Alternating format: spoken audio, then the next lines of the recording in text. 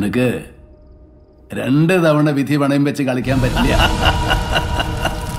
ഇത് ഭ്രമയുഗ, കലിയുഗത്തിന്റെ ഒരു അപഭ്രംശം. കേരളക്കരയാകെ പ്രതീക്ഷയോടെ കാത്തിരിക്കുന്ന സൂപ്പർ സ്റ്റാർ മമ്മൂട്ടി ചിത്രം ബ്രഹ്മയുഗം ഫെബ്രുവരി 15-ന് തിയേറ്ററുകളെ പിടിച്ചുകുലുക്കാനെത്തും. ചിത്രത്തിന് വേണ്ടിയുള്ള ആവേശം വർദ്ധിച്ചുകൊണ്ടിരിക്കുകയാണ്. ബ്ലാക്ക് ആൻഡ് വൈറ്റ് ത്രില്ലർ ആയതിനാൽ മറ്റൊരു തലത്തിലാകും സിനിമ പ്രേക്ഷകരെ കൊണ്ടെത്തിക്കുന്നത്. ടീസറിന് പുറമെ ട്രെയിലറും വമ്പൻ തരംഗമാണ് ഉണ്ടാക്കിയിട്ടുള്ളത്. പ്രൊമോഷൻ ചാർജുകൾ ഒഴികെ ചിത്രത്തിന്റെ മൊത്തം ബജറ്റ് 27.73 കോടി രൂപയാണ്. തീർത്തും പരീക്ഷണാത്മക ചിത്രമായ ചിത്രത്തിന് ചുറ്റും വലിയ ആവേശമാണ്. മമ്മൂട്ടി പ്രതിനായകനായി എത്തുന്ന ചിത്രത്തിൽ 4 കഥാപാത്രങ്ങൾ മാത്രമേ ഉള്ളൂ.